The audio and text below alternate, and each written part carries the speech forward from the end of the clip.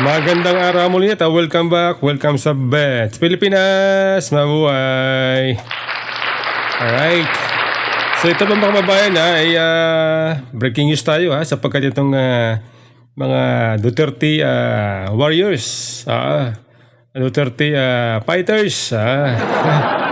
Ika nga kung ano yung tapang ng mga Duterte, kung ano yung tapang ni BP Sara, siya din po ang tapang nitong mga Duterte aligned vloggers, supporters. Sapagkat ito po yung binansagan na ano ba ito? Bansag sa kanila. Duterte Pogo vloggers. Yung Pogo vloggers, narco vloggers. Ayun po ating mga naririnig ng mga kataga ng mga bansag sa kanila. Iwan ko ako kasi isa rin akong Duterte vloggers, pero tayo din po ay sumusuporta sa mga Duterte sapagkat ang ating sinusuportahan sa pulisya ng dating Pangulo ay ang kanyang war on drugs. Okay? Siyempre yung anti-corruption at ang kanyang leadership. Yung kanyang katapatan sa ating bayan. Ayan po ating sinusuportan sa mga Duterte. Na kapag sila po ay sinabi nila, ginagawa nila. Yan po ang ating gusto sa mga Duterte. Kaya tayo ay naging DDS. Alright? Ako na pa man, ay bagamat tayo ay bagong sibol na vlogger, pero matagal na tayong supporter ng mga Duterte. Mayor pa sa Tatay Digong noon. Yung isa sa mga hinahangaan ko, yung kanyang ginagawa paggabi, sumasakay ng taxi, nag-robing para daw makahuli ng mga loko-loko sa kalsada, sa kalansangan. Noon pa man ako po ay Duterte supporter na. Lalo nung ako ay nabiktima ng krimen, kaya lalo po akong naghangad na sana si Mayor Duterte noon ay maging presidente. At tayo po ay natuwa na siya po ay naging Pangulo nga. Kaya hanggang ngayon, kahit siya po ay wala na sa pwesto, tayo po ay sumusuporta pa rin sapagkat gusto natin na ang kanyang mga pulisiya may pagpatuloy ng kanyang siyempre yung anak, BP Sara, si Pulong, si Baste. Yan po ating hinahangad na mamuno sa bansa sapagkat nakita po natin ang kanilang leadership. Okay? So ngayon ito mga kababayan, ito kasing binansagan mga Pogo vloggers, narco vloggers ay nagsampa po ng multiple libel cases. Laban kanino ba? Laban kay Congressman S. Barbers. Yun. Sino ba mga ito Sino ba ito? Kati Binag, Joey Cruz, si Attorney Trix Angeles, at si sino ba ito? Si Badoy. Sino ba? Itong isa si nakalimutan ko pangalan nito. Si yung dating PDI agent, si basta. Kalimutan ko na. So sila po nag-file po siya ng kaso. Ngayon lang ito ito po kapopost lang ni Tio Moreno. 46 minutes pa lang ito 46 minutes pa lang So talagang kahanga-hanga po. Kahanga-hanga itong mga taong ito sapagkat willing po sila. Handa po sila ipaglaban ang kanilang karapatan sa pamamahayag.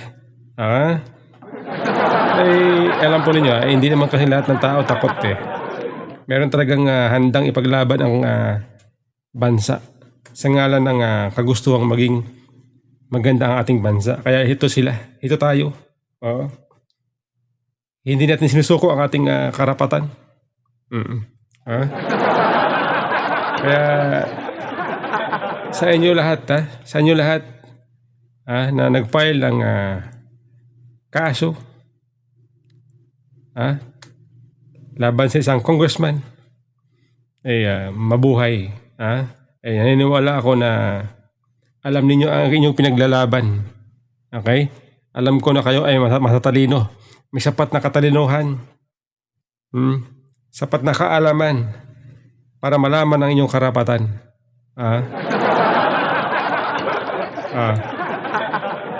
Kaya sana po ay magtagumpay kayo. Magtagumpay ang inyong pinaglalaban. Okay? Masabi dito sabi po dito ni Tio Moreno, labeling individuals as narco-bloggers, pogo paid, or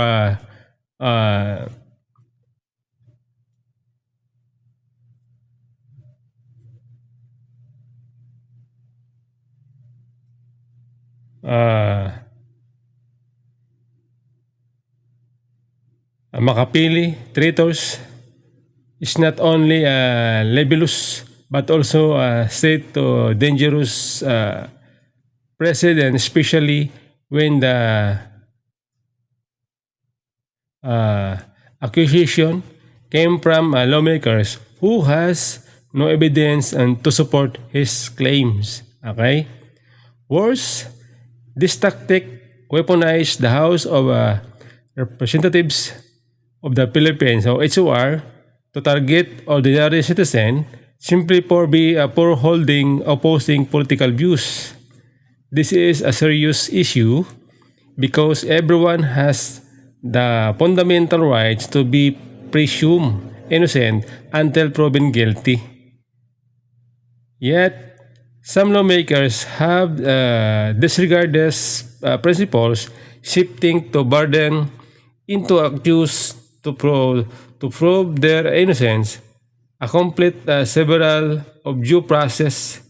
If you view Esbarber's privileged speech, it becomes clear that filing multiple libel cases against him is most appropriate response. Tama naman. Tama naman.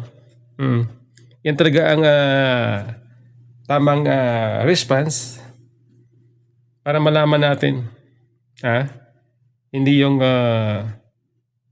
papatawag ka.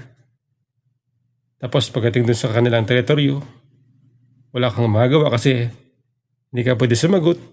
At pag sumagot ka, pag tinanong ka, sumagot ka, sasabihin sinungaling ka. So wala kang laban dun. Kaya ito pong ginagawa na itong mga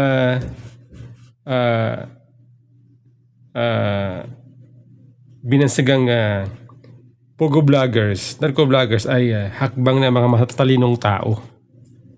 Alam nila ang kanilang ginagawa. Okay? So yan po mga kababayan.